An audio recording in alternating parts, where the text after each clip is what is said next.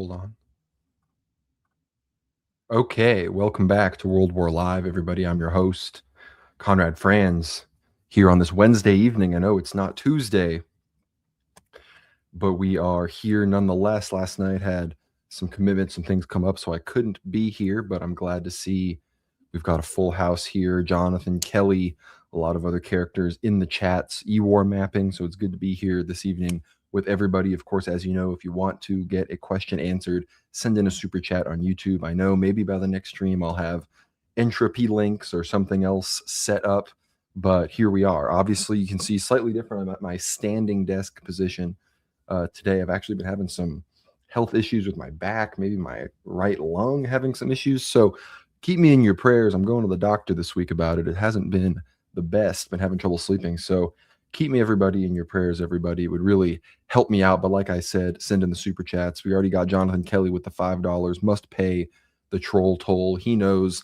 he's tithing, he's taxing, he's paying it forward because he knows World War Now brings the best content on a weekly basis. Look, I mean, who else is bringing? We got a live stream, we've got a free show, we've got a paid show with a substantial free segment every week. We've got the articles, we've got the Discord channel, we've got the Twitter, we've got the Telegram. I mean, this is your one-stop shop for all things World War III news, prophecies, Orthodox, multipolarity, all that kind of stuff. So we got Felicia on X. Thank you for sharing the stream. If you are on X or YouTube or Substack, no matter where you are, share the stream. I don't even I guess you can restack the stream. I'm not even sure if that's an option, but we have people in the Substack chat. It's good to see Paisios, John Anon, Joan Marie, Linda B. That's all the good people over on Substack. Honestly, I think more people might be watching on Substack than on some of the other platforms these days. So Substack better get that super chat platform set up. But again, I want to thank everyone for tuning in. You notice by the title, we're going to be still debriefing from the Maduro situation. Obviously, a big thing happening in World War III. There's been the big ICE news out of America. Of course, we're going to be browsing the front page of antiwar.com, making sure anything that breaks in the next hour or so is covered on the show. So thank you so much for tuning in. I actually have the latest episode of World War Now, so I could even post that. Maybe I'd play a video or something, but by the time this stream is over, I will be, as quickly as I can, posting. Actually, I think I even have it. Yeah, I do. I already have the post completely made. I just need to post it. Maybe I'll upload it right before the stream ends. So right when this stream ends, hop right over and watch the new World War Now episode that I am about to release. My finger is on the proverbial trigger. So be sure to get ready to check that out. But hold on. Before we dive into the content, I want to encourage everybody to go on to the Substack, worldwarnow.co. There I am live. But below that, that's all the latest episodes. Please check out the latest Ether Hour episode with Father John Whiteford. We discussed the Day of Action from the Society of St. John. We discussed the persecution of the Orthodox Church in Ukraine by the government there. Father John, intimately involved in the activism and the church's work to bring awareness to this issue. I've, of course, been to Ukraine and Russia and talked about all of this stuff with people there that have been victimized by this persecution. So it's near and dear to my heart. Check out the Society of St. John. If you click the link, it's in the description of the episode with Father John. So go over, check out that episode, support the Society of St. John, learn all about everything that's going on. We also discuss ROCOR and their current approach to, the eventual canonization of Father Seraphim Rose, the commission that's been established, and several other very relevant topics regarding Orthodoxy in America and Orthodoxy around the world today. So check that out. It's always good if you get behind the paywall. It's the main way that you can support us. We've experienced a dip. I'm not, this isn't just marketing. I'm being real with you guys.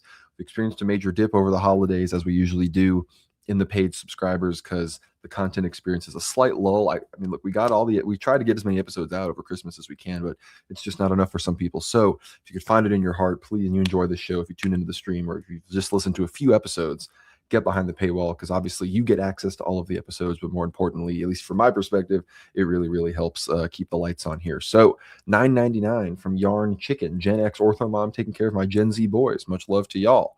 Thank you. As the proud son of a Gen X mother myself, we support our Gen X mothers. My dad's a boomer, my mom's Gen X, so slightly intergenerational, but my dad's a young boomer, so it all works out. But that is that's what we love to hear. Orthodox women raising Orthodox sons, Orthodox fathers, everybody pitching in, making sure we build the communities that are going to withstand the prophetic days that I think America will probably be experiencing sometime during our lifetimes.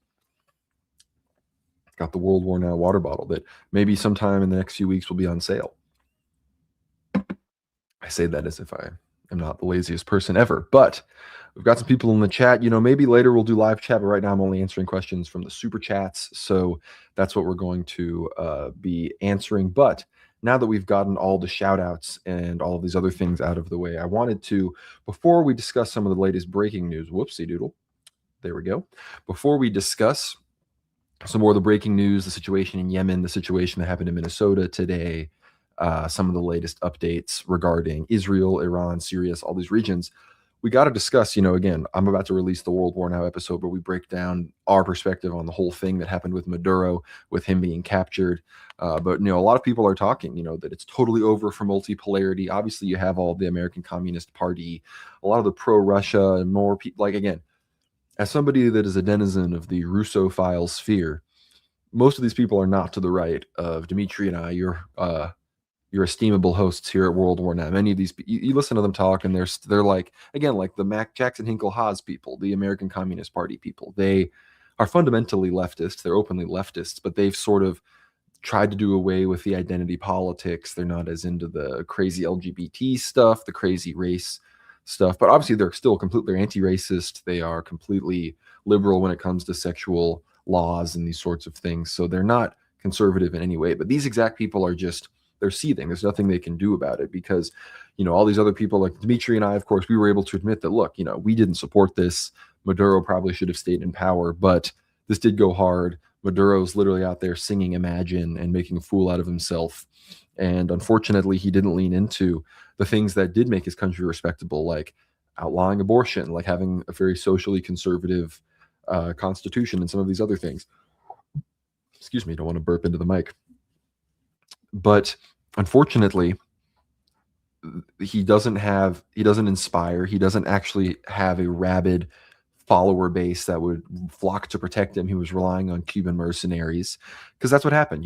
These 32 Cuban mercenaries were basically thrown under the bus by certain other elements within the Venezuelan regime that basically, I don't know if there was a stand down order, if there was just kind of widespread confusion, or if nobody sort of gave the alert once it got past a certain level in the chain of command. But clearly, these Cubans, these people, Maduro, who was supported by the Cuban regime much more so than somebody like Diosdado Cabello or even Delcy Rodriguez, of course, who's much more moderate.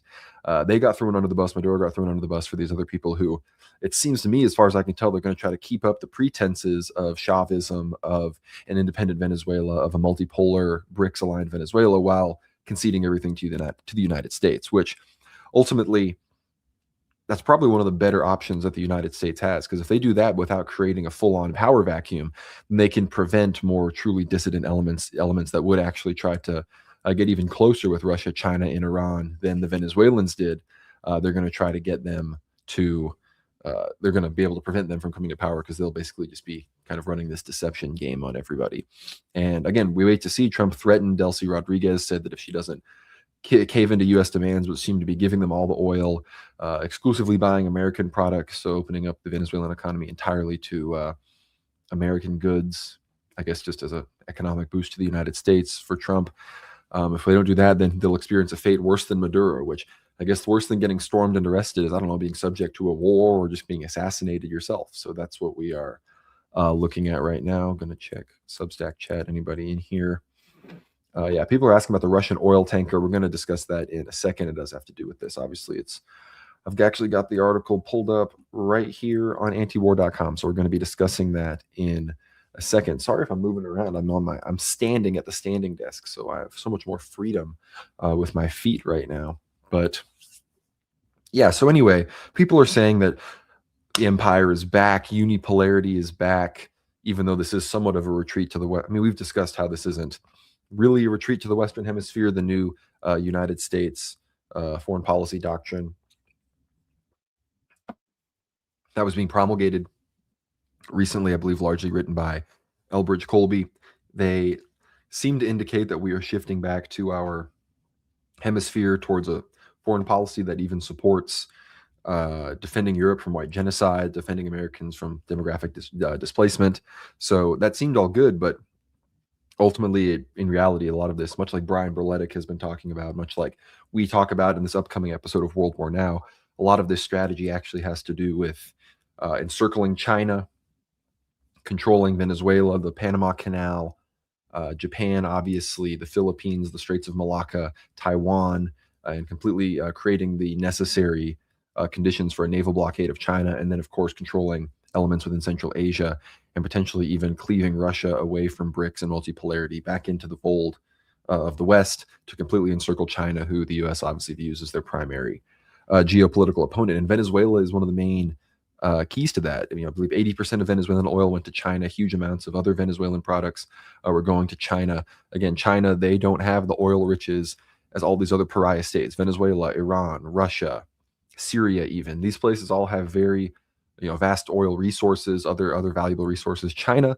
they have some resources, but they don't have the oil necessary to maintain their 1.5 billion population and the development that they've been experiencing. So that is what we are witnessing right now with Venezuela. Now, yes, obviously the U.S. is able to operate much more unilaterally on their hemisphere. We have bases and military installations not far from Venezuela at all.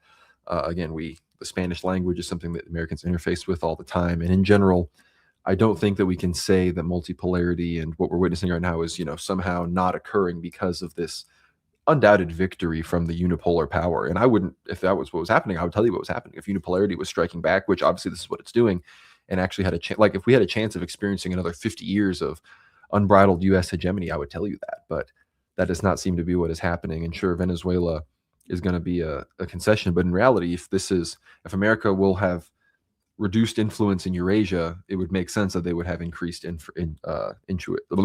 influence in South America, the Caribbean, Central America, these places. So that is in many ways what we are witnessing. But I do think that all these people that are, again, doing the whole this is a war crime. Again, I agree that if you have to be holding these American people to a standard, because these people in many ways are bleeding heart liberals as well, the neocons, but there's no base of support for like prosecuting international law. Like we can't even get Netanyahu, who is much less popular in America than someone like Trump or somebody like Marco Rubio or Hegseth is even. So like, how are we going to hold those people to some kind of standard? It just isn't, it's not particularly realistic. And I do think that while in many ways we are seeing a revamp of patriotism, a lot of people I think are regaining faith in the American system. I think it's a bit of a deception. I understand people like Fuentes and others are not falling into the third worldist, people that are, too into supporting these other countries over the United States. And I agree with that. Like I've always made it clear on the show that I'm an American patriot. I support the triumph of the American nation, the Anglo-Saxon, the Anglo-Celtic Germanic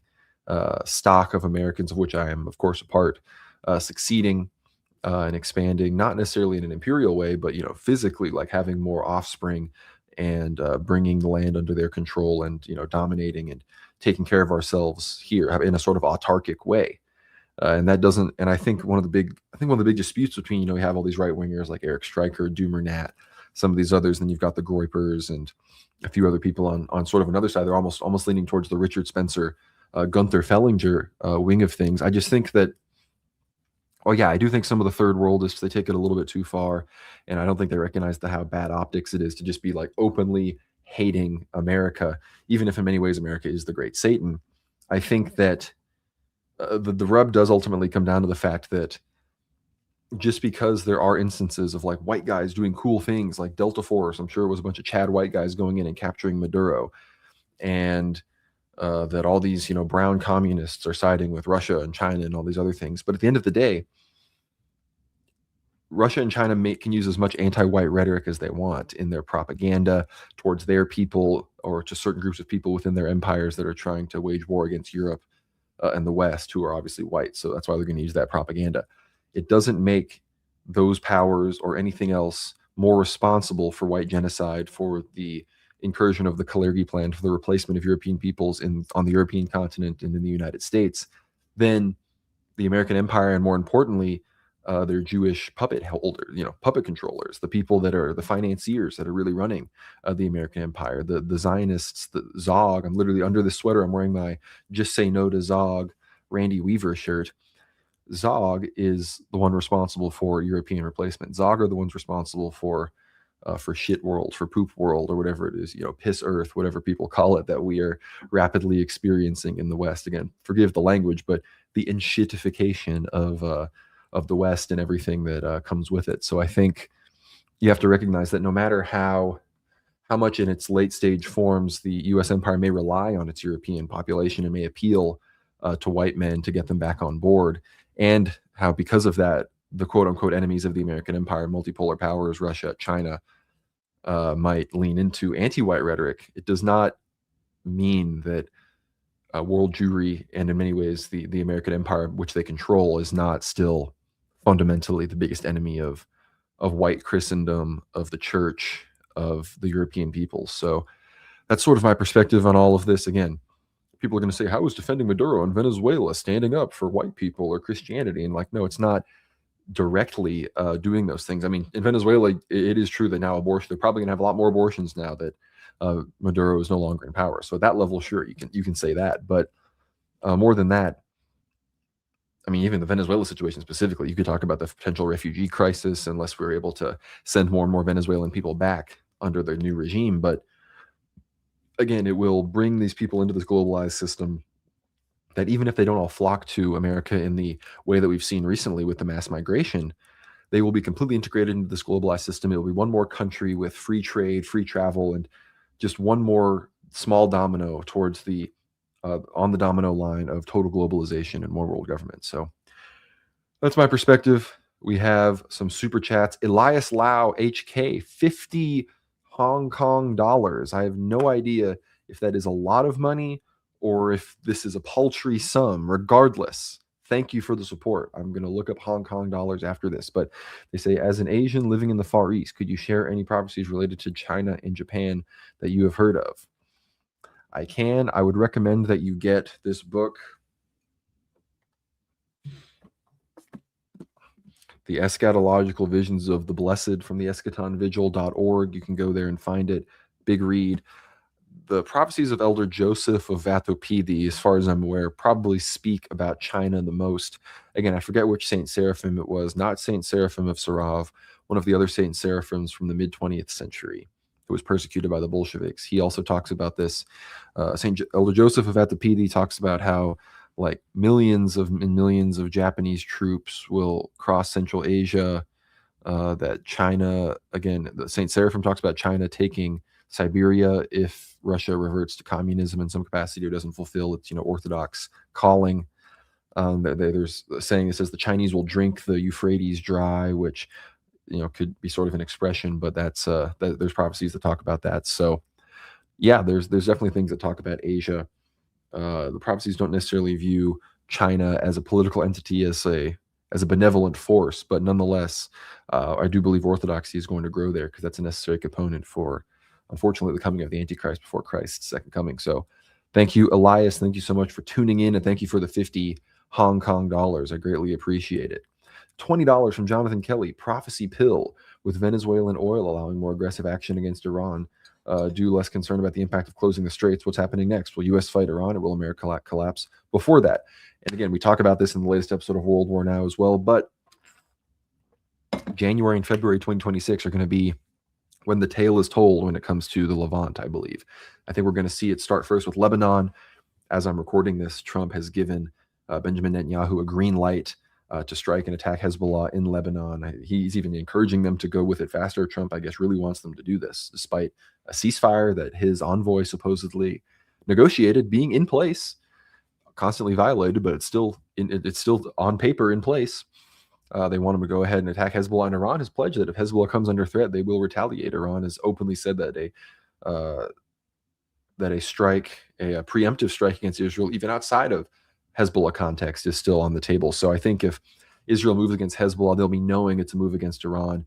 They have the approval to move against Hezbollah. They're going to go after them as hard as they can, provoke an assault from Iran, then go hard as they can on Iran, help get the U.S. to help them decapitate the Ayatollah, decapitatory strike, killing the Ayatollah in some capacity, and we'll see what goes on from there. But that is my perspective. That is my that's how I think this is going to go. I think February 2026 is going to be what tells the tale. But someone asked about the tanker. We're going to discuss that. Let's get the screen share going here. Badoin. Okay. So obviously the Bella 1, which I believe has now been renamed the Marinera, not like the sauce, I don't think.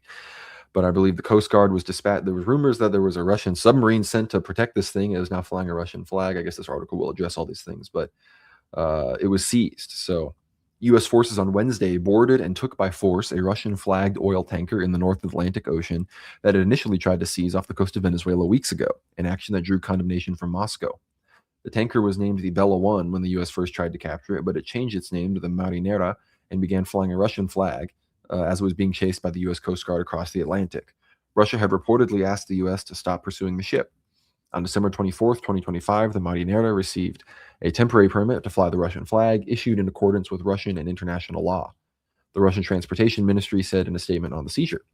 The Transportation Ministry said that the seizure violated international law. In accordance with the 1982 UN Convention on the Law of the Sea, freedom of navigation applies in the high seas, and no state has the right to use force against vessels duly registered in the jurisdiction of other states, the ministry said. Russia's foreign ministry also issued a statement calling for the U.S. to treat any Russian nationals on the crew humanely and for them to be allowed to return home as quickly as possible. A Russian warship and submarine were reportedly in the vicinity of the Marinera during the seizure, but there was no confrontation between U.S. and Russian forces. U.S. European Command announced the seizure and said the ship was taken for violating U.S. sanctions, though U.S. economic sanctions don't give the U.S. government the legal right to capture a ship in international waters. U.S. Secretary of War Pete Hegseth said the blockade of sanctioned and illicit Venezuelan oil remains in full effect anywhere in the world.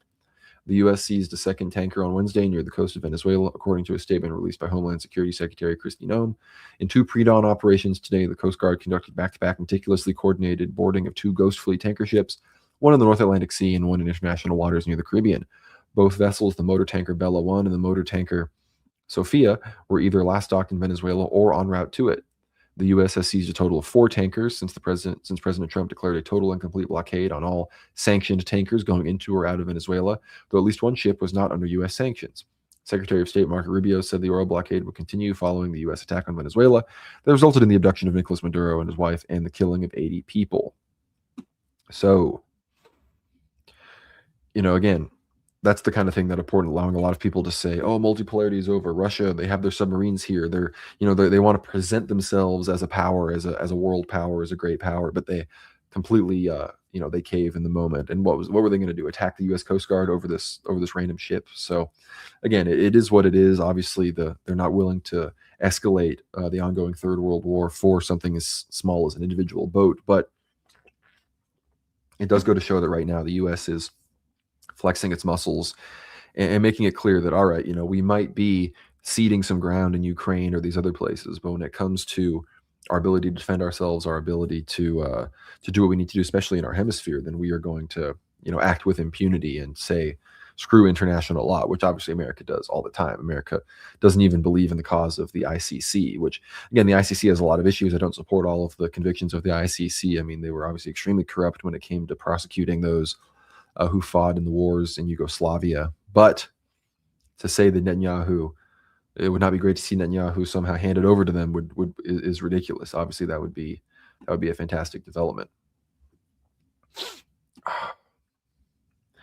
But again, I'm wondering if I should even just post the World War Now episode right now to get more people even watching it. But I forgot to say this at the beginning, of course. Merry Christmas to everybody on the old calendar. So everybody in the Russian Orthodox Church, the Serbian Orthodox Church, the Jerusalem Patriarchate, the Georgian Orthodox Church, the Polish Orthodox Church, I believe, and the Orthodox Church in America's Diocese of Alaska. Merry Christmas. It is January 7th on our calendar, but in heaven, it's probably really Christmas. So we love old calendar Christmas. Happy blessed theophany to all of those on the new calendar who have been celebrating recently. I, of course, went to Theophany services at my parish quite recently, so it's wonderful to celebrate the baptism of our Lord and Savior Jesus Christ, which, again, even though he was baptized as an adult, it makes sense, having it so soon after his incarnation. Of course, that's what we should be doing for our babies, is baptizing them as soon as possible after they're born so they can experience the joy of life in the church and salvation. So that's what we love to see. So Merry Christmas, everybody. In the future, I'll have a beautiful studio, and there will be a Christmas tree and decorations that, of course, your donations go to. Not to grift here, but the standing desk is a nice setup. You can see the Tsar Nicholas icon, the Rublev icon, the Gleason's map. So it's looking all right. Maybe I'll do this from now on if my legs aren't too tired. But checking out other things going on. Let me check Telegram. Obviously, I don't want to talk about the stupid ICE shooting. It's just also tiresome. I just don't care. These stupid libtards go and yell at ICE, and then these ICE people, like I don't understand. They're not, like, I don't care. You don't need to shoot random people. Just arrest and deport a bajillion immigrants. Like, that's what we want. But we're getting, minimal deportations, and we still get these confrontations and this drama and this news cycle. It's just so tiresome. Yes, it's obnoxious that there are people that want to stand against immigration enforcement, but it seems to me that they're provoking these people just for the sake of provoking them sometimes, and not even achieving the goals that have been set out for DHS, run by this imbecile Kristi Noem. But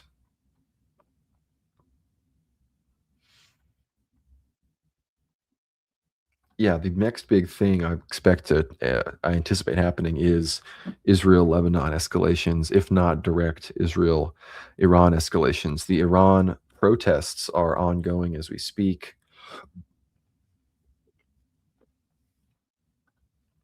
Oh, sorry, burping.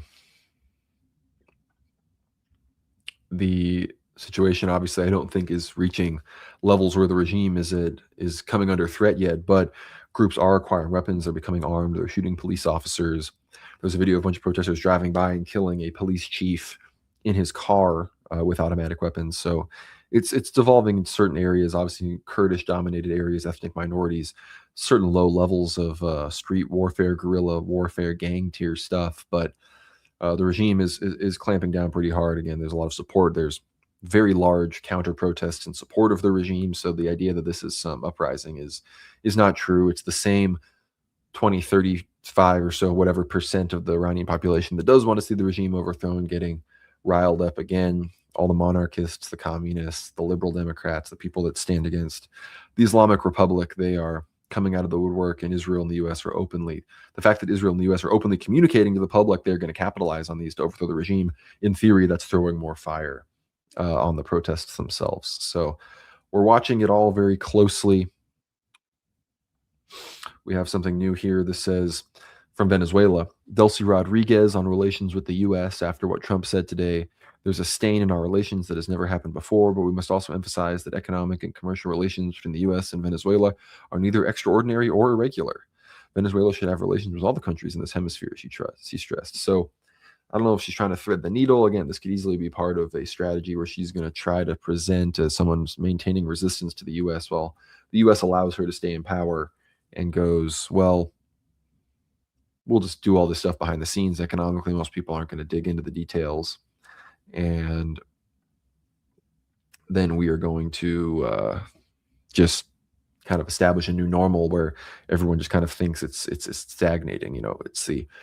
It's the weaponization of nothing ever happens. That's what's happening. The things that have to happen, they happen. You do them minimally. You downplay them. You do these types of things. You go in, take Maduro, get him out. Everyone soy pogs about it for a week, but then back to the slow grind of the man behind the curtain, just slowly but surely working things out.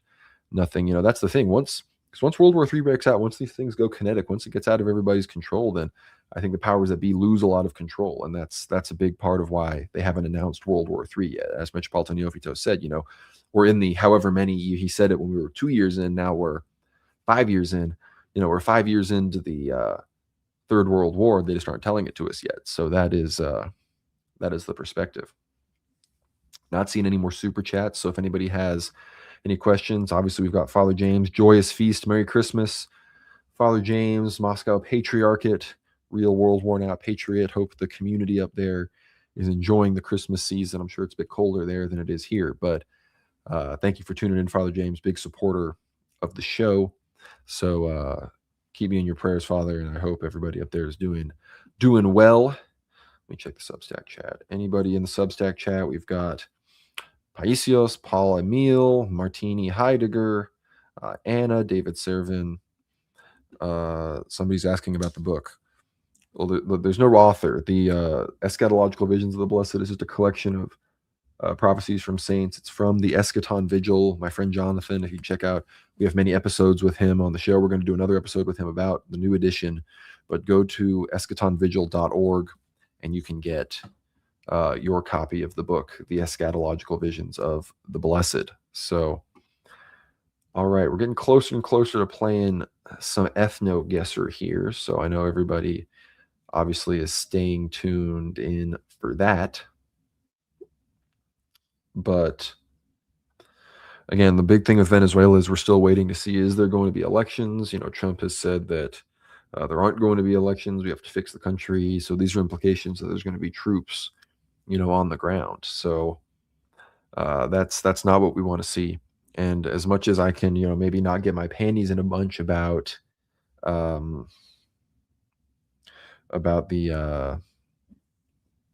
operation against Maduro, because it seems short and sweet.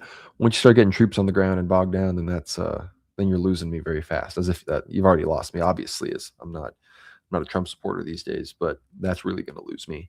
And Trump just today on Truth Social is saying that we actually don't need $1 trillion military budget for 2026. We need a $1.5 trillion military budget for 2026. So a 50% increase, $1.5 trillion. That sounds like someone's preparing for World War III, if I'm being honest. That's what it sounds like to me, is preparing for massive military spending. They're getting into the details about Raytheon, trying to cut them off, get better deals from these military defense contractors. So I think Trump and the boomer Republican Jewish operated war machine is preparing for conflict with China, conflict in the Middle East, and potentially conflict with Russia. $10 from David C. You interested in doing tickets for in-live events? I mean, I could do a live event, but I don't know if I have a big enough audience to hold a live event. I mean, my audience, if everybody was in one room, it'd be a huge event, but everyone's spread out all over the place. I don't know if Central Texas or somewhere else in America has enough of a concentration of World War Now fans. But if there was a place that wanted to host me, if there was a place that, I mean, look, I've done speaking events at parishes, sort of private events, that's happened. So if your parish wants to have me give a talk, or if your men's group or anything like that wants to host me, obviously feel free. But if somebody has ideas for hosting an event and you think we'd be able to sell enough tickets, reach out. But as of right now, I don't know if that would be successful. You know, maybe if somebody else did it and I was part of it, like if Jay Dyer did an event, or if somebody else did something and I was there as a speaker or as a guest or something like that, you know, maybe my presence would boost some turnout. But as of right now, I don't know if I'm ready for the solo live event. Maybe hopefully in the future, you know, hopefully in the future, that's something we can. I have thought about having a World War Now conference. Like if we had a World War III conference, it'd be great to have me, Father Peter, maybe get Dimitri out here, Jonathan from Eschaton Vigil, David Patrick Harry. We could have Maria Z, all the people that talk about the prophecies and what's going on. It'd be really great to have all of them on the show. Get David Erhan out, you know, a few of these other characters that everybody enjoys, some real people from the World War Now extended universe. Get Anthony of Westgate out here. Get like I said, Father Peter and Gregory. So yeah, maybe 2027, 2026 we'll plan it out. 2027 we'll do, assuming things haven't really popped off, but if there's still enough of, if things are still calm enough to have a conference, then we'll do a World War III Orthodox conference 2027. Maybe you just heard it here first. We don't know. But you know, things like that need the shekels. So I got to keep this business afloat, because we are, you know, we've taken some hits in the past month. No joke. World War Now fam, no joke. But hold on, I'm just browsing here, making sure I'm not missing any major news items. Again, waiting for Lebanon strikes, which again could happen at any moment. We're seeing protests in Minneapolis following the shooting of that lady who was going up against the ICE officers. I don't know if this is going to be, I don't think this is George Floyd 2. It's probably going to be a repeat of the LA riots we saw early last year, where after some people, I don't know if people died or if there was just violent confrontations between people and ICE officers, they're going to start fighting. So these diverse cities, they don't need much of an excuse to riot. So that's what's about to be going on. But yeah, all right. I think everyone's ready for some ethno guesser. And we had a great round last time, guys. We scored an average of 3.868 over 10 rounds last time. 6 perfect rounds. I was in the top 5% of players that day. So remember those numbers. And sorry, I'm trying to get back to the homepage here for ethno guesser. And we will lock in. Someone says, I need to make my way to Central Texas at some point. You do. Central Texas is great. Huge amount of Orthodox parishes, beautiful Orthodox monasteries. So it's good stuff. I think Central Texas is a great budding Orthodox region. Jonathan Kelly with the $5 shekel delivery. A shekel for a good goy. Thank you. Thank you, Jonathan Shlomo Steen, my Jewish donor, keeping the lights on here so I can go on Shabbos and turn his lights on and off. I am Jonathan Kelly's Shabbos goy. I open the fridge, I turn the lights on and off. I do the oven and all these other such things that him and his family can't do while they're observing the Sabbath. Just kidding, of course. No, don't mean to insult Jonathan, who I'm sure is a devout Christian who would never resort to Judaism. Hey, we got Alpha Bravo. We got GSP in the chat. Merry Christmas, Conrad, to you and your family. Merry Christmas, our good friend. We got to get GSP back on the show. I'm thinking maybe do an Ether Hour where we have a broader discussion and don't just cover breaking news stuff. We get another collab with the War Report guys, Constantine, and because I've never done a show with Constantine. I think Constantine's only done shows with Dimitri. So let's get the War Report, World War Now collabs back. But we're back with some ethno guesser. Boom. And I gotta answer a message here real quick, but let's start. You guys tell me what you think this first one is. I'll answer this message and we'll lock in. Oh boy, African.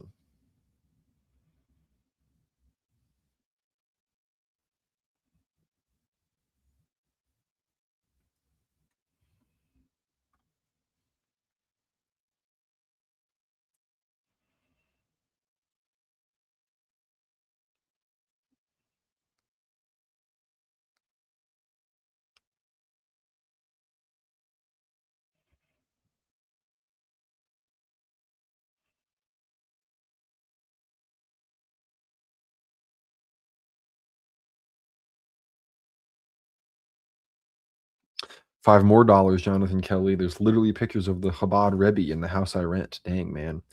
That's crazy because I used to live a few blocks from Chabad Lubavitch World Headquarters in Crown Heights. I lived on St. John's Place, and you could see Chabad Lubavitch World Headquarters down the street in the other block from my house, right where the tunnels were. So everyone knows the tunnels videos. You can see that. It was not far from one of my old apartments when I lived in Brooklyn. So there's some lore there. But I need help on who these people are. Because they look like Africans, but these could be like, oh, I think GSP mentioned something. He said they look like those people on the islands off the coast of India, not Sri Lanka. I don't know. I don't think these are Maldives people. Maldives people, I think, are darker than this. Yeah, I don't know. Maybe. Could be Madagascar. It's a good idea.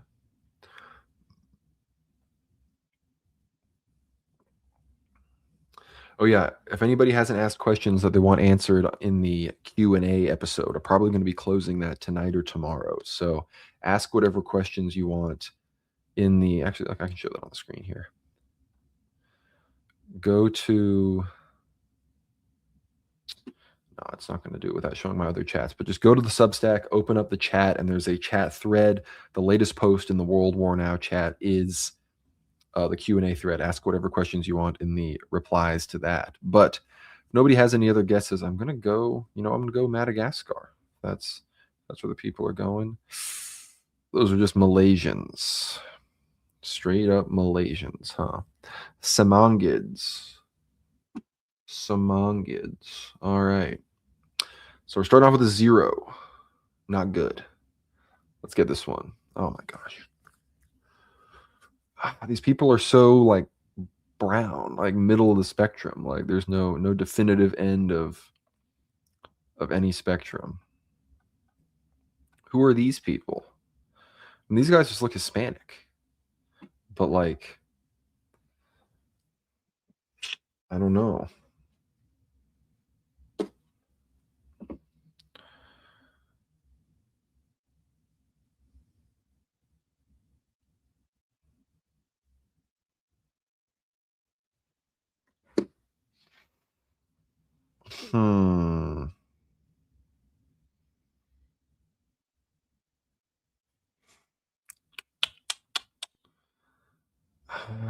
Could these be North Africans?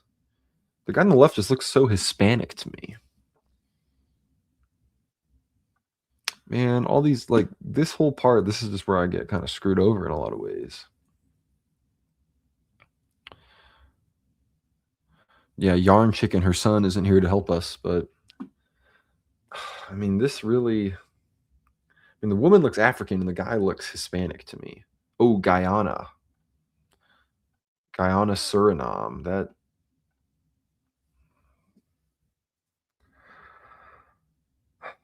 Fiji, y'all were saying it in the chat. The guy, I just didn't believe it. That's my bad.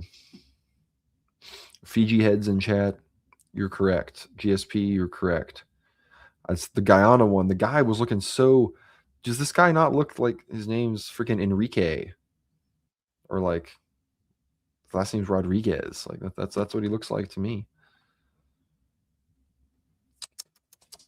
No, you're good, man. I thought Guyana was a good guess. 2 zeros in a row. No way are we beating last round. All right.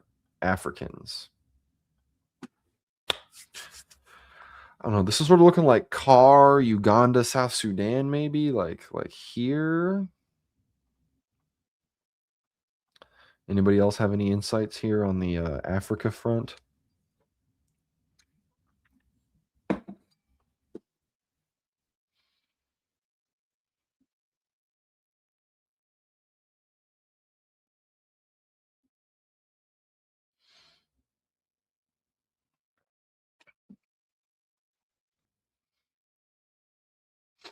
Does anybody know where these Africans are from? Maybe I should check Substack chat. Nobody has any ideas about these Africans. I'm gonna just hit select. If 10 seconds nobody gives any other suggestions, I'm gonna select where I've got it put down right now. Which I don't know. The guy looks like a fake person. The guy doesn't look like a real person, which I guess he isn't. He's a composite, but I think that's where we're landing, folks. All right. Still not a 5,000. I should have just gone in Uganda, but almost a perfect score. All right, we're back. Okay. This is. Thank you. Come again. Do not redeem. Do not redeem. That's what we're looking at right now. Now, what kind of convenience store operators are we looking at? Are these Pakistanis, Indian? Where in India are these people coming from? I mean, I want to go just like smack dab in the middle of India. The guy on the left looks like archetypal Indian man, but like they're darker. So does that mean they're from the south?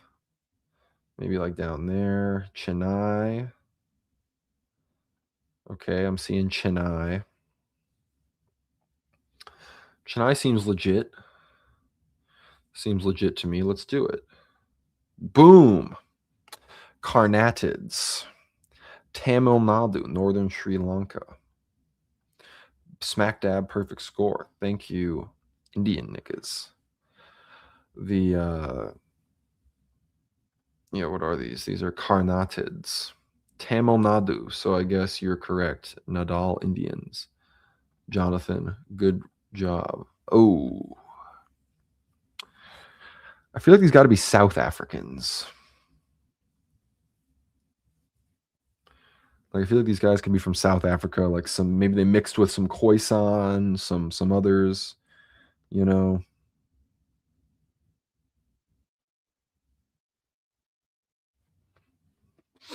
What do y'all think? South Africa? Yeah, the guy looks like MLK, but we can't be going with Alabama. I'm going like here.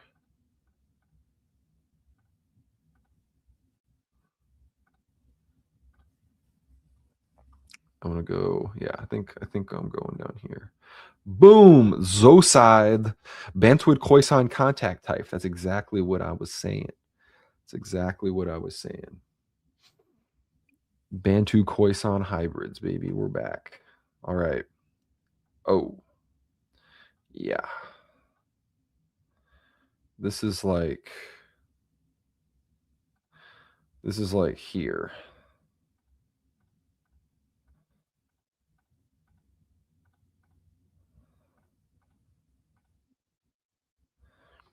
Somewhere around in Kenya or around Kenya, I think.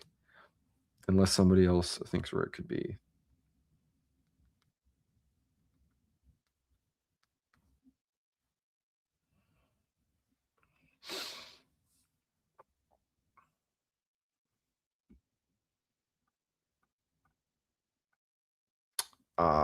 Closest Shilu kids.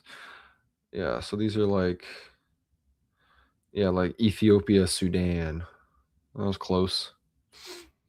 If I gone I should have had my original guess. It would have been more in the red. So unnecessary move south. That's not too bad. Oh my gosh. Can we get some white people and some Asians, please?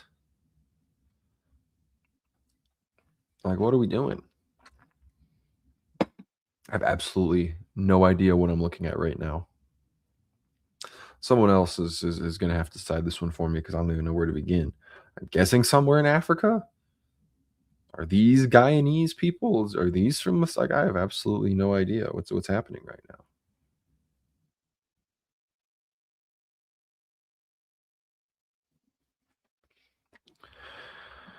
Islander physiognomy.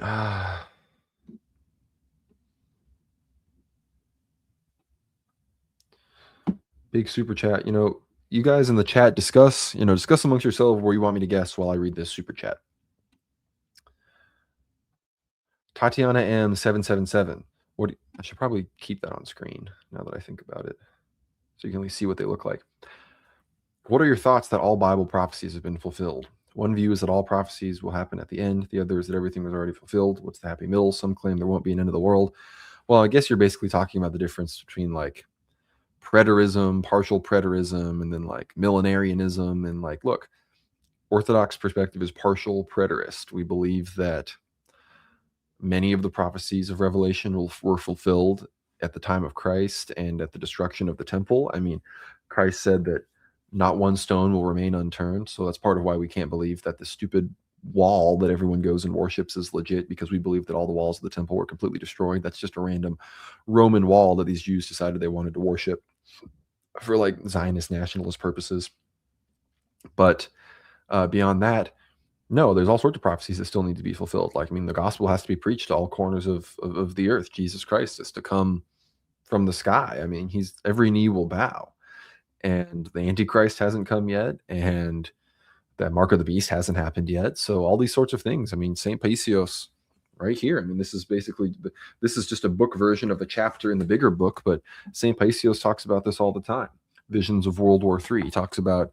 I mean, he prophesied the vaccine. He prophesied all these other things that ultimately have to do with biblical prophecy and are more detailed versions of things that are talked about in the scriptures. So no, the partial preterist position is correct. That is what Orthodox believe. Good question. Thank you for the $50, Tatiana. You're a true patriot, true World War Now supporter. But yeah, I think there might be certain more minute details of prophecies that we may have some ambiguity on if they have or haven't been fulfilled right now. But when it all said and done, we're gonna know. God's gonna make it clear that that we're aware of everything that's going down.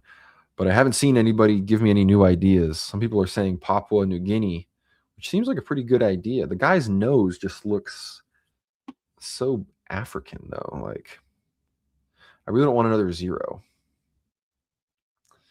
I'm still tempted with Africa personally. Like, I'm almost thinking like Zambia or something. But if someone else is convicted about South Pacific, be sure to let me know, because I'm still feeling Africa right now.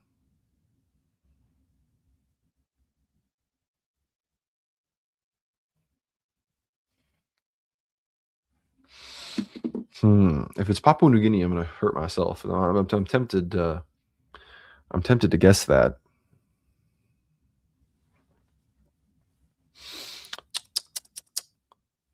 Pygmies. Oh, these could be pygmies. I don't know if they are pygmies, but I'm gonna guess like Katongids. Yes, the pygmy thing really threw me out. Very ancient Australiform African type, probably more widespread during the Paleolithic, only survives as a rare minority element. May still be found in a few individuals in Zambia, Mozambique, blah, blah, blah, blah, blah. Alrighty. That was good. Very good guess. Next round. More of these jungle Asians or something. Who are these people?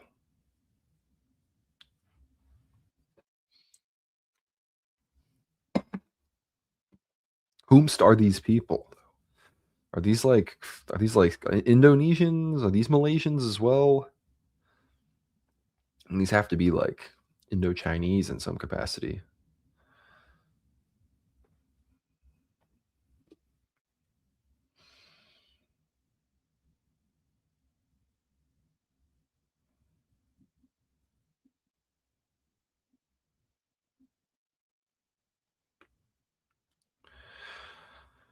Yeah, they're not. These aren't like South Central Asians here. I mean, I'm thinking like here. It's in this circle. The guy looks Cambodian to me.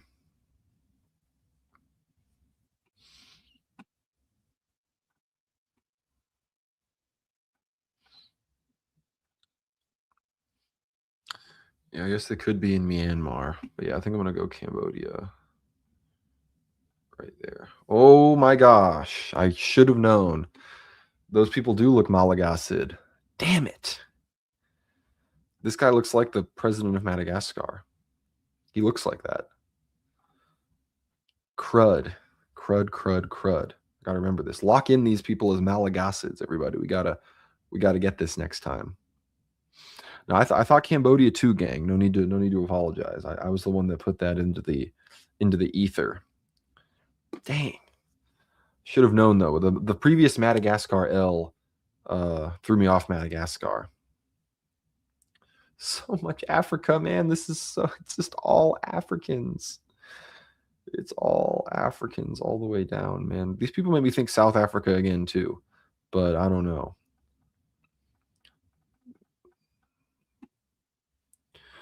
What are we thinking?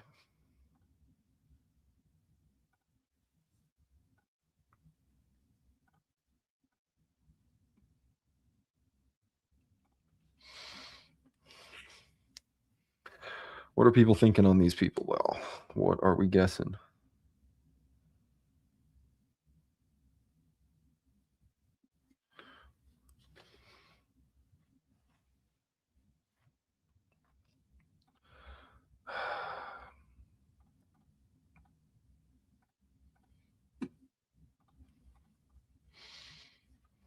Yeah, full-blooded Parisians. People are saying West Africa, but I don't know. Maybe.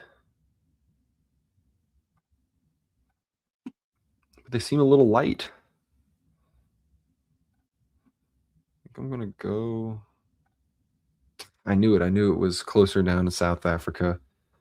Bingo Pondo, Bantuid variety. Yeah, I mean anything that's not just like a straight dark Bantu and some weird thing is they're from South Africa. I got to internalize that, you know. I was close-ish. All right, last round. Finally, finally. I want to cry, man. The white man is back. The white man is back. Not a perfect score, but pretty much. Great way to end. We climbed the ladder. You know, we were stuck at T50 for the whole round. T50, brown eyes, brown, and then suddenly, like Gandalf at Helm's Deep, the white man is back, baby. Thanks y'all for tuning in. Thanks for helping me play along. These are true Anglo Dutch blonde Aryans. You know, these aren't quite as scanned, I guess. What do we got? What are the description was what? It doesn't even like tell. Oh wait, no, it does. Just Anglo-Saxon. The Saxon is no longer asleep. The Saxon is awake. If you're watching this, wake up. The Saxon is awakened. You know, the Saxon is hating. He's here and he's up. We're back, baby. So thank you all for tuning in. It was a good round. Nowhere near as good as last week, unfortunately. What does this say? Say we're top 10% of today's players, average of about 3,000 over 10 rounds. And we're about there. So we still dominate, you know. We still dominate the normies that aren't tapped in like this. But that's the situation. Thank you all for, of course, tuning on in. Any breaking news? Let's check the Telegram. See if anything's happened. More stupid ICE protests. Oh yeah, I guess the other big news was the situation in Yemen. It seems the Saudis have achieved total victory. The head of the Southern Transition Council, what was his name? It doesn't matter. It's some Arab nonsense you're not going to remember. But nonetheless, this is an important breaking news event. We should read out the news. Come on. Southern Transition Council. Yeah. Idaris al-Zubaydi, the head of the Southern Transition Council, which is the UAE-backed Aden-centered government in Yemen that wants to secede from Yemen and start a country called South Arabia that would largely be under UAE proxy control to funnel all the resources that territory contains to the UAE. He has fled to Somaliland. So the UAE tacit recognition of Somaliland continues. And obviously the Israelis were probably also supportive of the Southern Transition Council. So the Saudis have completely beaten them back. They've struck them all over the place. They've had them retreat back into the Aden city itself. That's pretty much the last holdout of the STC. So basically, Yemeni separatism is dead. And now a united Yemen will exist, whether it will remain internally fractured between the Houthis, Ansar Allah, and these various Saudi international forces, or if those forces will all come to an agreement for a power sharing situation where Yemen will be united once again. But at this point, there's really no way that the Houthis aren't involved because they have the support of the vast majority of people in Yemen, obviously in the region in the northwest where they support. So that's the update there. We saw a lot of strikes. The Saudis seem to have pretty handily taken care of the UAE situation there. And it's true, good point, GSP. We have heard reports that Somaliland will be the first place to take certain Palestinian refugees, which, again, Somaliland, it is the peaceful part of Somalia, but man, if I was a Palestinian, I would rather fight than go live in freaking Somalia. So that's what we're looking at. It's clear that the government in Somaliland, they might win the Shabbos Goy of the Year award if it wasn't for Big Trump in the White House himself. So those in Somaliland, as much as I sympathize with them, and if I lived in Somaliland, I might even want them to be a separate country from Mogadishu, this is very much serving Zog's interests. So I want to encourage everybody to follow me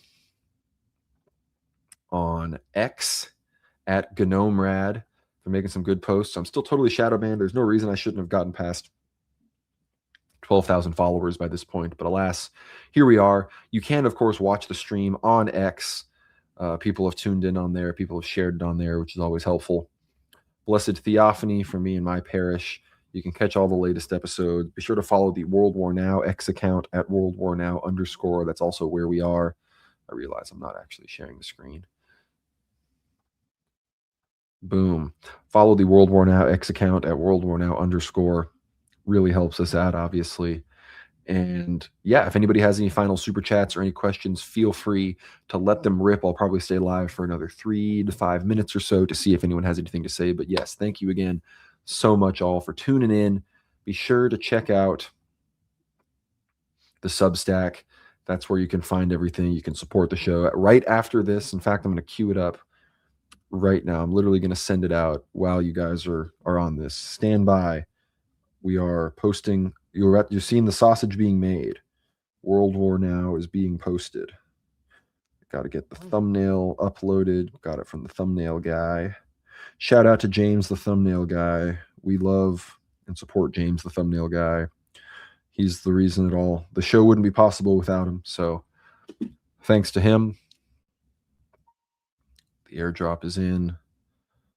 The thumbnail is uploaded. Everything's in place.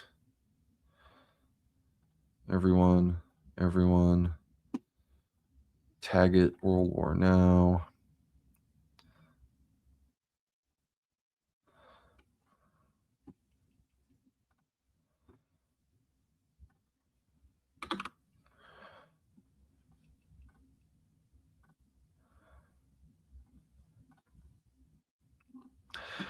And now the first episode of World War Now of 2026 is live.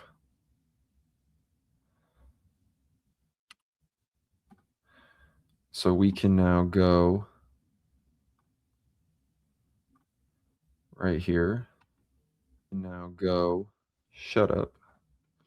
And there it is. Check it out. Episode 146 of World War Now. It is now. Get out. Episode 146 of World War Now. And it's in the chat. So now that I'm signing off, everybody, I expect you to immediately start listening to episode 146 of World War Now, where we really break down everything that's gone on in the last week. So again, thank you all so much for tuning in. I mean, I just injected you with a free episode, a free massive information download. So be sure to check that out. If you feel it in your heart to send us any more super chats here as the episode comes to a close, feel free to do so. But it's been a fantastic Wednesday evening. I know it's not the normal Tuesday. Next week we should be back. Normal Tuesday schedule again. So thank you all so much for tuning in. worldwarnow.co. Subscribe, help everything out. World War Now Telly, that's the Telegram channel. How you can support us, stay active 24/7. Follow me on Twitter at GnomeRad. Follow the World War Now Twitter at WorldWarNow_. Find us on Apple Podcasts, on Spotify. Subscribe to the YouTube channel. If you're watching on Substack, go subscribe to the YouTube channel. If you're watching on YouTube, go subscribe to the Substack.